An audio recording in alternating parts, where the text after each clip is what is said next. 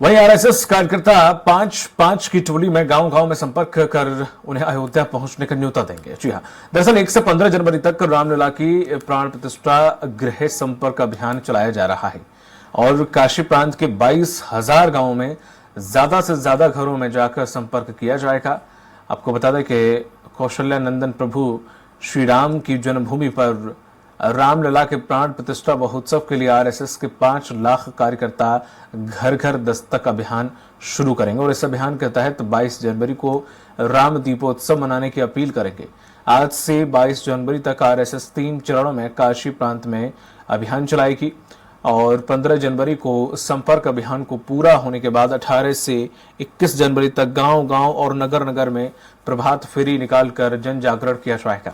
इसके लिए सभी जिलों में 35 से 40 कार्यकर्ताओं की समिति बनाई गई है।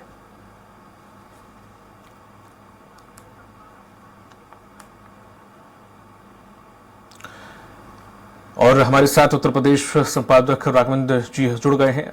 सर, जिस तरह से देखा जाए उत्तर प्रदेश में एक भव्य कार्यक्रम किया जा रहा है जिसके लिए उत्तर प्रदेश की सरकार लगातार कवायद कर रही है और ये पूरे देश और विश्व के लिए बहुत बड़ी प्रतिष्ठा की बात है। इसमें आरएसएस की बड़ी भूमिका नजर आ रही है शुरुआत से लेकर अब तक, जब तक उसे प्राण प्रतिष्ठा का समय आ रहा है। तो क्या आरएसएस कौन कौन से अभियान चला रही है, किस प्रकार की रणनीति आरएसएस ने बनाई है और क्या भूमिका रहने वाली है? देखिए दीपक जी, राम मंदिर का प्राण प्रतिष्ठा तो 22 जनवरी को होगा, लेकिन उसके पहले पूरी दुनिया को, पूरे देश को राममय बनाने की तैयारी है। अभी पिछले दिनों प्रधानमंत्री मोदी आए थे, वाल्मीकि एयरपोर्ट का उद्घाटन किए, धर्मपथ का उद्घाटन किया, उसके अलावा अयोध्या धाम रेलवे स्टेशन का उद्घाटन किया, 6 नई ट्रेनों की सौगात दी अयोध्या को।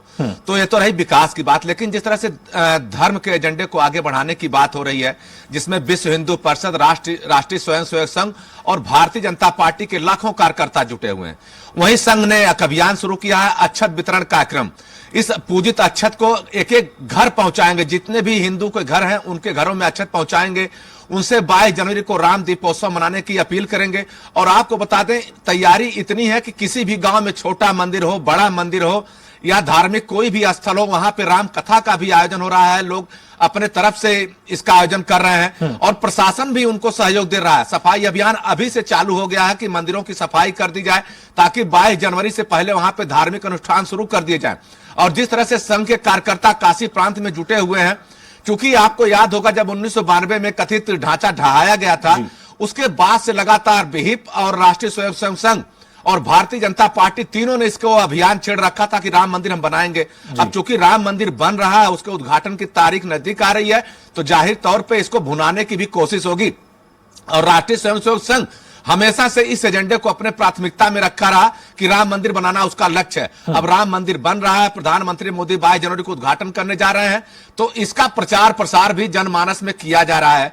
10 लाख से अधिक कार्यकर्ता इसमें जुटे हुए हैं। भारतीय जनता पार्टी के कार्यकर्ता अलग बूथ स्तर पर जुटे हुए हैं, विश्व हिंदू परिषद के कार्यकर्ता अलग जुटे हुए हैं। तो कुल मिला के एक तरह से उत्तर प्रदेश के पूरे देश में एक राममय माहौल बनाने की तैयारी है। हालांकि इसका सियासी पक्ष भी है, क्योंकि 2024 में लोकसभा का चुनाव है, इसका फायदा कहीं न कहीं भारतीय जनता पार्टी को मिलने वाला है। विपक्ष भी लगातार यही आरोप लगा रहा है कि राम को राजनीति में घसीटा जा रहा है। लेकिन जिस तरह से भारतीय जनता पार्टी ने 1950 के दशक से ही राम मंदिर को मुद्दा बनाया हुआ है, तो जाहिर तौर पे जब अवसर आया तो भारतीय जनता पार्टी उसको भुनाएगी।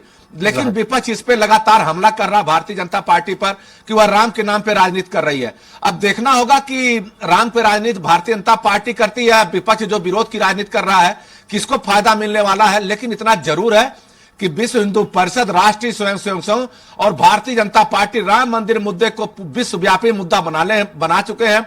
चूंकि विहिप के जो अंतरराष्ट्रीय शाखा हुआ, कई देशों के जो राष्ट्र प्रमुख है उनसे मुलाकात कर रही है, उनको राम मंदिर के बारे में बता रही है। एक बुकलेट छपवाया गया है, उसको वहां वितरित किया जा रहा है। अलग अलग भाषाओं में है, रसियन में है, अंग्रेजी में है, चाइनीज में है, सभी भाषाओं में छापे गए हैं। तो कुल मिलाकर एक राममय माहौल बनाने की तैयार कर। और दीपक, आपको बता दें कि छत्तीसगढ़ भी इस मामले में इन्वॉल्व हुआ है। वहां से 30,000 कुंटल सुगंधित चावल अयोध्या आ रहा, जिसका भोग लगेगा 22 जनवरी को। उस चावल का भी वितरण पूजा के बाद किया जाएगा।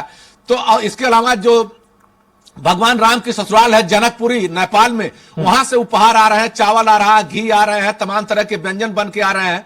तो कुल मिला के पूरे विश्व में एक राममय माहौल बनाने की तैयारी है।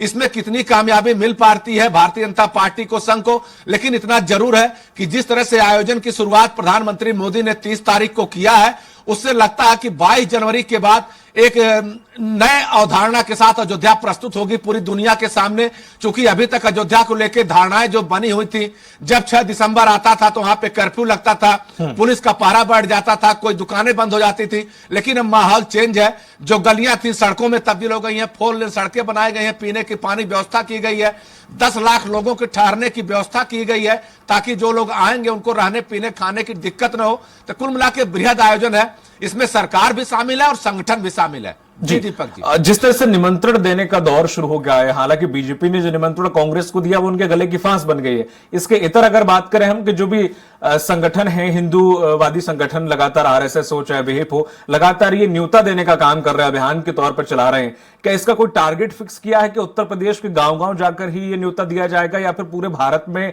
जो गांव हैं उनमें पहुंचकर भी ये न्योता या आमंत्रित किया जा रहा है 22 जनवरी के लिए?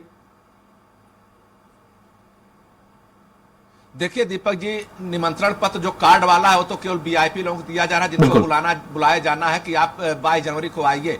लेकिन भारतीय परंपरा में हल्दी की गांठ और अक्षत भी एक निमंत्रण का जरिया हुआ करता था पहले जमाने में। तो जो पूजित अक्षत है एक तरह से बुलावा है कि आप अयोध्या एक बार जरूर आइए। और सभी हिंदू घरों में जाने की कोशिश कर रही है राष्ट्रीय स्वयं संघ के कार्यकर्ता, विश्व हिंदू परिषद के कार्यकर्ता। चूंकि सबको बिना इन्वॉल्व किए जो उनका लक्ष्य वो पूरा नहीं होने वाला है, चूंकि उन्होंने एक लक्ष्य दिया है कि हम राम मंदिर मुद्दों को जन जन तक पहुंचाएंगे, तो जन जन तक पहुंचाने, जन जन तक पहुंचना भी जरूरी है। उस कवायद में राष्ट्रीय स्वयं संघ के लोग लग भी गए हैं। अब अक्षत के बहाने एक तरह से निमंत्रण है, वो हर घर जाएंगे, 4 दाना 6 दाना 10 दाना अक्षत देंगे और एक तरह से न्योता देंगे कि आप अयोध्या आइए।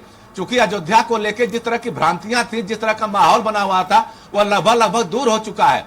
अब नए रूप रंग में, नए सांस्कृतिक धरोहर के साथ अयोध्या तैयार है और उसी को भुनाने की कोशिश लगातार की भी जा रही है। हालांकि विपक्ष इस पे हमला जरूर कर रहा है, लेकिन खुलकर बोल भी नहीं पा रहा है। अब कांग्रेस की गले की फांस बनी हुई है, समाजवादी पार्टी गले की फांस बनी है। और दीपक, इसी में जुबेर नाम के एक व्यक्ति ने कल मेल करके धमकी भी दे दी कि हम अमिताभ यश जो एसटीएफ के प्रमुख है, योगी आदित्यनाथ जो मुख्यमंत्री हैं, उनको हम जान से मार देंगे। तो ये भी एक कहीं कहीं माहौल बिगाड़ने की भी कोशिश की जा रही है।